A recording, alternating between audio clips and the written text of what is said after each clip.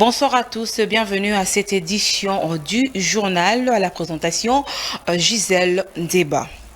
Interpellé depuis samedi, François Beya, conseiller spécial du chef de l'État en matière de sécurité, serait devant la commission d'audition de l'ANER ce lundi, d'après nos sources éléments signés Philippe Mvoupi. François Beya, conseiller spécial du chef de l'État en matière de sécurité, a passé sa deuxième nuit dans le locaux de l'Agence nationale de renseignement, ANER en sigle. Autorisé à lui rendre visite, Georges Kapiamba, président de l'Association congolaise pour l'accès à la justice ACAJ, affirme que l'intéressé ne connaît pas encore le motif de son interpellation. Une commission d'enquête doit l'entendre ce lundi. Et selon le proche du conseiller spécial, ce dernier est malade. Il a été interpellé alors qu'il observait un repos médical. La toile s'est enflammée. Selon les réseaux sociaux, l'interpellation de Beya serait due à une tentative de coup d'État avec la participation des gradés de l'armée, mais aucun fait ne vient étayer ces dires. Et les médias publics n'en ont pas encore parlé et pas de signes visibles de renforcement sécuritaire dans la capitale où la circulation était normale dimanche. Malgré le manque d'informations, des militants de l'UDPS ont manifesté. Une brève dans ce journal, l'interpellation de François Beya, conseiller spécial du chef de l'État en matière de sécurité par l'Agence nationale de renseignement samedi dernier dans la ville de Lubumbashi et dans le Haut-Katanga. Les mesures sécuritaires ont été renforcées qui ferait suite aux soupçons d'une tentative de coup d'État à la présidence de la République démocratique du Congo. Sur place, la présence de militaires lourdement armés dans les différents points chauds de cette partie du pays. C'est depuis ce week-end que le mandat de Félix Antoine Tshisekedi Tshilombo a pris fin à la tête de l'Union africaine. La question qui tarde les esprits demeure sans le bilan à la tête de cette organisation régionale. Pour en savoir plus, la réponse dans cet élément que nous propose Justin Manyongo. C'en est fini du mandat de Félix-Antoine Tshisekedi à la tête de l'Union africaine. Le samedi dernier, le chef de l'État congolais a passé les bâtons de commandement de cette organisation africaine au président sénégalais Macky Sall qui venait de les succéder. Au stade actuel, les avis sont partagés sur les bilans de la République démocratique du Congo à la tête de cette organisation régionale. Si les pro-pouvoirs jugent ces bilans de largement positifs, citant à son actif les rapatriements aux pays africains des œuvres d'art pillées par les Occidentaux pendant la colonisation, ainsi que le lancement de la zone de la libre-échange des pays africains, sans oublier la production de vaccins contre la COVID-19 sur le sol africain, les opposants ainsi que certains analystes politiques, quant à eux, jugent de mitiger les passages de la RDC à l'Union africaine. Parmi les échecs de ces mandats, ceux-ci évoquent la recrudescence des coups d'État en Afrique au nez et à la barbe de l'Union africaine, sans pourtant que Félix Tshisekedi ne puisse anticiper l'accession d'Israël au statut d'observateur de l'Union africaine aux grandes dames de la majorité des États composant les continents. Les manques de sommets et réunions autour des questions de grands enjeux pour l'Afrique ont été parmi les plus grands reproches des règnes de Félix Tshisekedi. Pour finir, les opposants au mandat du fils du Sphinx délimité évoquent à l'air actif les propos de la ministre des Affaires étrangères sénégalaise qui avait qualifié les passages de la RDC au sommet de l'Union africaine d'un passage à vide. Qui a raison, qui a tort, c'est aux Africains eux-mêmes de juger. Affaire à suivre. Procès sur l'assassinat de deux experts de l'ONU, Human Rights Watch. Je pense que cette affaire judiciaire ayant duré 4 ans n'a pas permis d'établir toute la vérité sur l'assassinat en 2017 des Aïda Katlan et Michel Sharp et du sort de leurs interprètes congolais et de chauffeurs de moto qui les accompagnaient, élément de Philippe Mvoupi. Malgré l'assistance de l'ONU, Le tribunal a ignoré les pistes suggérant l'implication de hauts responsables congolais. Les Nations Unies, les États-Unis et la Suède devraient ouvrir d'urgence une enquête internationale crédible sur le meurtre de deux enquêteurs de l'ONU, Zaïda Catalin et Michel Sharp, et le rôle des responsables congolais. Pendant ces 4 années de procès, l'accusation n'a jamais cherché à déterminer qui avait planifié et ordonné le meurtre des experts de l'ONU, a déclaré Thomas Fessy, chercheur principal pour la RDC à Human Rights Watch. Ces derniers estiment que les États-Unis et la Suède devraient reconnaître l'incapacité de la République démocratique du Congo à enquêter de manière adéquate sur ces crimes et lancer d'urgence une nouvelle enquête internationale crédible sur l'éventuelle responsabilité de l'État dans ces meurtres. Signalons que le 29 janvier, un tribunal militaire de Kananga a condamné à mort 49 accusés d'un bon nombre par contumace pour divers chefs d'accusation, notamment de terrorisme, meurtre et crimes de guerre par mutilation. Un officier supérieur de l'armée congolaise, le colonel Jean de Dieu Mambweni, a été condamné à 10 ans de prison pour violation des consignes. Œuvre de générosité, l'hôpital général de référence d'Ekikwit 1 dans la province du Kwilu dispose désormais d'une salle moderne des soins intensifs pour une meilleure prise en charge de patients, dont du président Moïse Katumbi en la mémoire de la 10e anniversaire de la disparition de Katumba Mwake. Images et commentaires. Ces dons du président de Ensemble pour la République, Moïse Katumbi Tchapoué, constituent une réponse aux doléances soumises par la veuve de feu Augustin Katumba Mwake. En tant que fille de la province du Kwilu, cette dernière, au nom de toute la population de ces coins, exprimait sa gratitude face à ces gestes du chairman. En tant que veuve et médecin de santé publique œuvrant dans un programme national du ministère de la Santé publique en RDC, je n'avais pas de moyens suffisants pour la réalisation de ces projets. C'est ainsi que j'ai contacté les gens de bonne volonté pour solliciter l'aide nécessaire pour son accomplissement. Lorsque j'ai contacté l'honorable Moïse Katumbi Tchapoué, il m'a répondu exactement en ces termes, je cite: Zozo, tu es ma belle-sœur. Je considère la population d'Ekikwit comme ma belle famille. Pour eux, je vais non seulement construire ces bâtiments de soins intensifs, mais je vais aussi l'équiper complètement.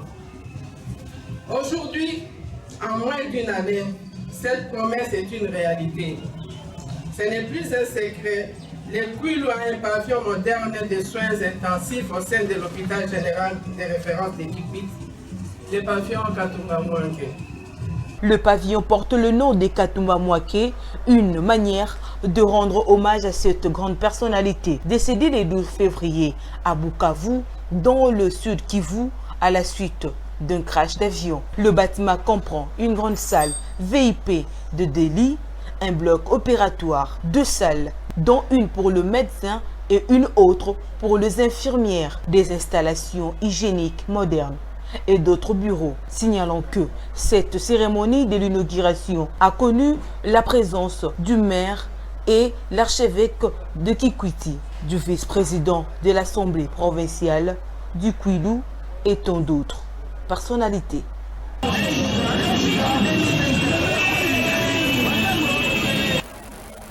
Une joie immense à la population d'Ekikwit de voir pour la première fois dans le grand Bandundu soit doté d'une salle moderne des soins intensifs. Ils ont réagi au micro de Massamba Sonia. Suivez. Selon Patrick Sousoubao, responsable de la société civile locale, deux victimes membres d'une même famille étaient sur une moto et révélés de Otama-Mbéré en Ituri et se rendirent à Ocha. Ils ont été tués par balle et leur moto incendiée.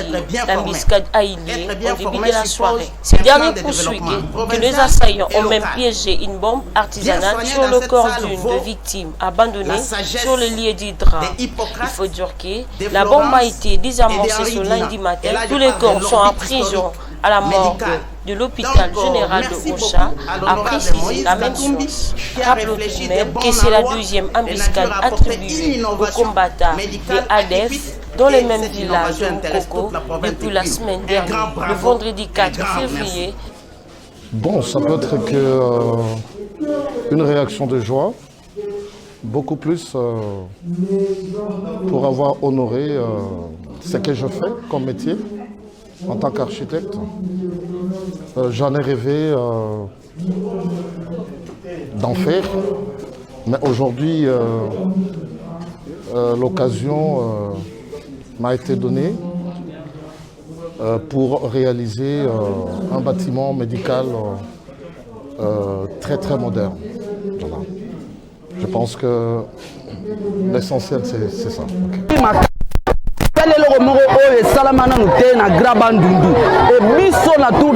Surtout que l'agent hôpital général de référence qui coûte un, je dis bien, dans les grands bandundus, et puis tu seras toujours reconnaissant du bosso naïe. Pena mama oya cheli boso poke ayako chela biso eloko oyo eza ya mutuya na kati ya hôpital oyo salama nanu te na grabandu dombo surtout beaucoup plus awa na kata kikwit vraiment tozo remettre place azali azala kaka tata ndenga azali a continuer na ki tata na ye asala poke asala tusu oyo eza plus que oyo asali awa po tomona nanu te mais asala eloko moko oyo lekeli biso nyonso. Mais mon en tête pour me réindura. Nakosala kimaya ya Moïse Katumbi mesala. À travers docteur Mabete, on a docteur Mabete. Bête me foulou kana kese. Espère mourir c'est vraiment la acte ya Moïse Katumbi mesala. Ça bala yikuchi bo moshi boye kukaza kusala. Amesala kima nene ya nsoni yote ya bo yo pesa bo pidia courage bo ansoni vela kima Moïse mesala. Boba courage en tant que bantu akutoma botomi sa bwala na bo jina kikwiti na munompa mavene ba acte.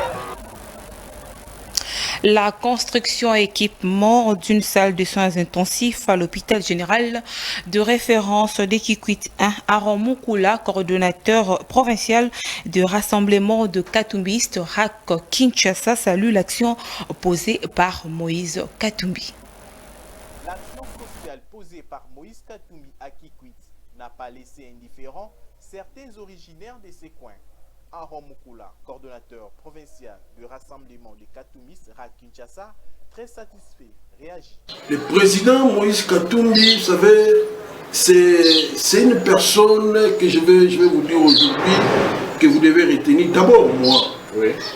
Même si je suis né à Kinshasa, mais j'ai mon origine. Oui. Mon origine, c'est les Grands Bandundu. Mon origine, c'est le Kwilu. Je vais vous dire une chose. Si vous avez la personne de Trump comme président Moïse Katumbi, l'homme qui n'a pas de frontières, l'homme qui sait porter les difficultés d'autres provinces comme c'était les siennes. Je vous dis le président Moïse Katumbi avec ce qu'il a fait dans ma province, dans la ville qui est Kikwit. Poursuivons ses propos. Ce coordonnateur provincial du RAC Kinshasa transmet un message aux Kikwitois. Bampangi na munu ya mayumu, bamam, batak, baleki, bangwashi nyonso, munu mwana na beno aronke na kusonga beno. Kisalume salama na président Moïse Katumbi, yoke kisalume si ben fait soutenir Yaki. Que campagne électorale bet que ça la fait. Mais ben me vanda na bantu me vanda ba premier ministre bana na beno mosi. Bon me bika kusala kisalu ina fait. Ben me vanda bantu ya mongo mingi me bika kusala kisalu ina fait. Mais kumona mwana kele ya bwala ya ntoto ya nkaka même ici que les Congolais même katura na katanga me kuisa kutungira beto sali ya nene ina kele ya soins intensifs samba malade na beto nyonso na bana mayumbu bana ya bandundu tabana maladi bosa sa beto bosa sa bona mpila ya mbote ben yibuka yandi ben yibuka mwana na beto Moïse Katumbi akeja katange ve me mwana na beto ya bandundu. Parlons autre chose à présent. Insécurité à Kinshasa. Un corps d'une dame retrouvée morte sur la route au poids lourd tout près du chantier naval de Ndolo ce lundi 7 février dans la commune de la Gombe. Vraiment. Nous sommes à quelques mètres du chantier naval d'Endolo sur l'avenue Poiloux. Le corps sans vie d'une femme a été retrouvé dans un caniveau, comme atteste cette image amateur. Vraiment.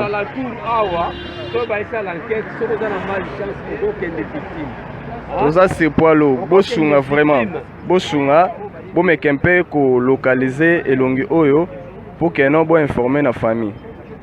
Selon le témoignage des passants, la dame aurait été kidnappée et tuée par des gens inconnus. Elle n'a aucune pièce d'identité en elle. Il s'y rappelle que, ces derniers temps, la ville, province de Kinshasa, enregistre plusieurs enlèvements. Insécurité à l'est de la RDC. 2 civils ont été tués dans une embuscade de combattants ADF. Après celle de vendredi, le drame a eu lieu dans le village Moukoko au Nord Kivu. Commentaire signé Jocelyne Luanga. Selon Patrick Moussoubao, responsable de la société civile locale, le victime, membre d'une même famille, était sur une moto et revenait de Otamambere en Ituri et se rendait à Ocha. Ils ont été tués par balle et leur moto incendiée. L'embuscade a eu lieu en début de la soirée. Ces derniers poursuivent que les assaillants ont même piégé une bombe artisanale sur le corps d'une des victimes abandonnée sur le lieu du drame. Il faut dire que la bombe a été désamorcée ce lundi matin. Tous les corps sont en prison à la morgue de l'hôpital général de Ocha, a précisé la même source. Rappelons tout de même que c'est la deuxième embuscade attribuée aux combattants des ADF dans le même village de Moukoko depuis la semaine dernière. Le vendredi 4 février, 3 autres civils ont été tués et une moto incendiée, ce qui porte à 5 le nombre de civils tués en dépit de l'état de siège. Et puis en sport, le club de taekwondo Strong Club Force a procédé au passage de ceinture de grade ce dimanche au marché de la Liberté dans la commune des Massina. 12 athlètes étaient à l'honneur ce dimanche 6 février. Élément signé Enoch Moutela. En taekwondo, le club Strong Force de Massina Marché de la Liberté a procédé au passage de grade. 2 élèves ce dimanche 6 février 2022. Au total, 12 athlètes ont obtenu leur grade du passage des ceintures. Pour Maître Papi Action, instructeur du club de taekwondo Strong, pense que beaucoup d'instructeurs ne répondent pas aux normes de taekwondo. Il y a 12 athlètes qui ont participé à l'RTS. Or, ils sont nombreux. Ils sont beaucoup plus absents dans les entraînements, raison pour laquelle je les ai mis à côté. Ceux qui sont en ordre, je les ai... Le secrétaire général de la Ligue provinciale du taekwondo, instructeur du club Strong, cherche à bien faire et corriger les horaires du non-respect de principes de base. Et pour clôturer ce journal, toujours en sport, la CAN Cameroun 2022, les Lions de la Teranga du Sénégal ont battu le Pharaon d'Égypte à l'issue d'une séance de tirs au but de 4-2 après le score de 0 but partout pendant le temps réglementaire. Suivez. C'est dimanche 6 février 2022 au stade Olembe du Yaoundé, un match comptant pour la finale de la 33e édition de la Coupe d'Afrique des Nations CAN. Le Sénégal de Man emporte héroïquement pour la première fois les trophées continentaux à la séance du tir au but. C'était une bataille entre deux grandes stars, Sadio Mané du Sénégal et Mohamed Salah de l'Égypte. Cette adversité en finale a été remportée par la star sénégalaise. La fête a été totale dans toute le riz du Sénégal parce que c'est toute la première fois dans l'histoire des Lions de la Teranga et rapporter cette coupe.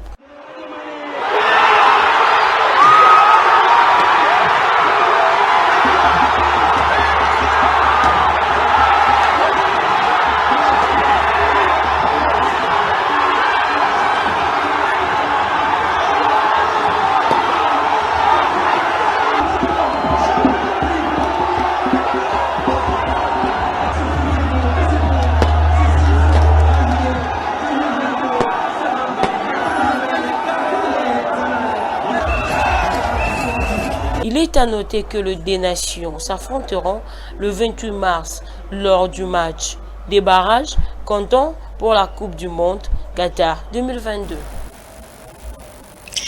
C'est par cet élément que nous bouclons complètement ce journal. Mesdames, Messieurs, merci de l'avoir suivi. L'actualité en continu sur notre chaîne Perfect Télévision.